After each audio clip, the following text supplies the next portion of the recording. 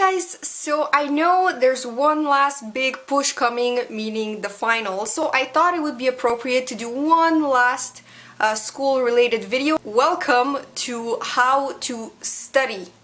7 easy steps. So let's get right into it with the first step, which is gathering all your material. Now, it's very important to know the definition of studying. It is not about taking notes. It is not about listening to your lectures that you missed. That should have already been done. So basically, studying is getting everything together, all your notes, or your class notes, all your papers or your slides. You need them in front of you. Number 2, plan your time. And this is essential when you're studying. Don't just random ping pong it. Know what you're doing. So the purpose of the first step to gather all your material is so that you know the nature of the beast. You know how big it is. You need to plan your time. You need to realize, okay, I have more textbook notes than class notes, so I'm gonna allocate more time to that instead of that. If you don't have an agenda, and if you don't like agendas, just use a plain paper and write Monday, Tuesday, Wednesday, Thursday, Friday. And on each day, know exactly what you're gonna do. And usually I do it per hour or half hour. So let's say 1 hour read, half an hour break, 1 hour read this and this, half an hour break. Give yourself time for breaks also, that's important, but plan everything, even your breaks, write it down. So you have a schedule, and then I promise it's gonna feel so good once you do something and you just scratch it off and you're like, ah, that's so nice. But basically, yeah, write everything down, have a strict schedule, and respect it. So if you know that's not what you're gonna do, you know that you can't study for an hour, you need like an hour, half an hour study, half an hour break, then do just that. Don't try to like, you know, impress yourself. Do what you feel like is compatible with your rhythm. Number 3, read all the material lightly 2 or 3 times. So when I'm talking reading lightly is take your notebook. If you want to know how to take efficient and effective notes on textbooks, and then you're only going to be left with one tiny Cahiers Canada like notepad, which is easy to study. I'll link the video down below. It's helped a lot of people, so thank you for your awesome feedback. So yeah, link is down below. But basically, you take your notebook and you just read it lightly. So just don't go serious, just read it. No. Don't memorize anything. Just get the feel for the material. Know what it's about. See what the big points are. It's just to get a gist of it. Number 4. This is for all you creative people. You're gonna love this. It's your time to put yourself in the professor's shoes, because number 4 is to create a test. How are you gonna know if you know the material if you can't test yourself?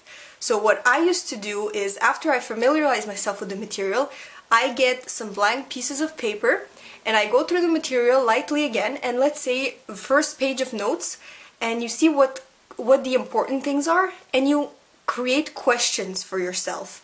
Like, I don't know, if you're studying depression, one of the questions you can make for yourself is, what are, name 4 symptoms of clinical depression? And then you put like 1, 2, 3, 4, and then you make, of course, an answer sheet, so you know the answers, right? So you do a page for questions and a page for answers, and you do that throughout the whole material, and basically at the end what you're gonna be left with is a whole stack of papers with questions and then another stack of papers with answers.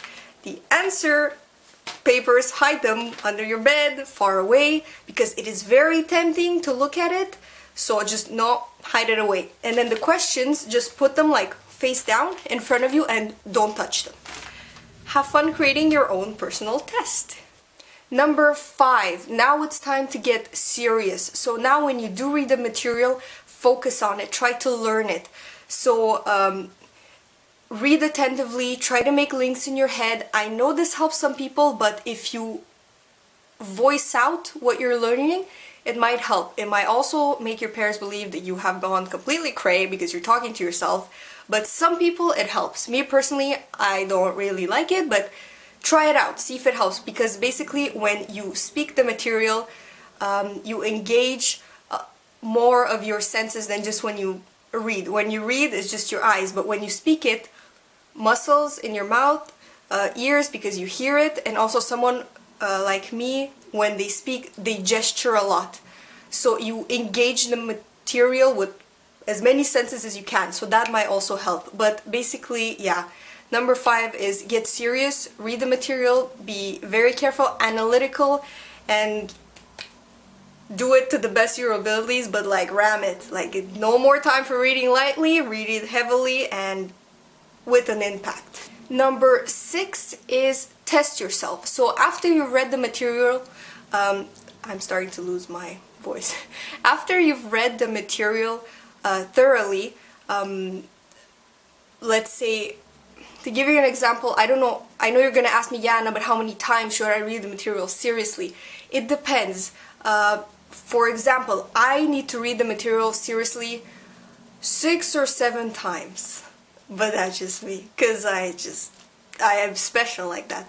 But me, it takes repetition and serious reading to really get it in my head.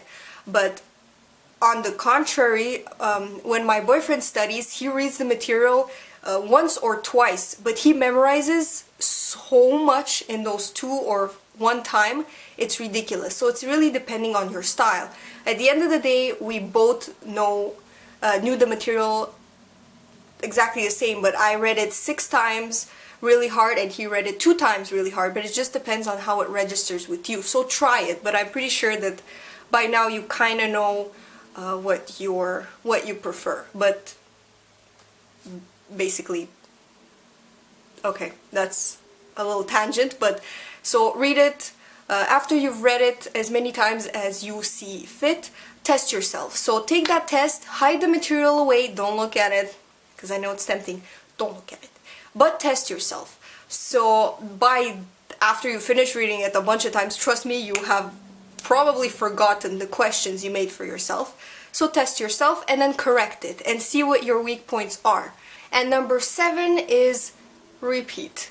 So at this step, you should just reread the material, again, not lightly, heavily, as many more times you see fit. So if you completely butchered and failed miserably your test, yeah, it's a test. If you failed miserably your practice test, then yeah, you need to read that material a lot more so it registers with you. But if you see you did really good on your practice test, then at least 1 or 2 more times and it should be good. But if you see you have trouble with the material, again, you can redo another test for you, because I'm going to explain to you why doing tests for yourself is genius. Because you get to analyze the material, you get to see for yourself what's important, to put yourself in the shoes of the professor. And it's gonna be surprising and absolutely revealing for you if you've never done this before, and then you come to the test and you realize, wow, most of these questions are things that was on my practice test. Well, yeah, because you analyze the material from the viewpoint of a teacher. So it's super effective. If you want, when the material was super difficult, I did tests like that, like practice tests for myself 3 or 4 times in like a study period. In study period, I mean like 2 weeks or something. But you keep doing yourself. It's like math, you know. If you learn the formula, yeah, you know the formula, but you need to know how to apply it. So the more practice problems you have, the better you get with the formula. It's the same thing with any material.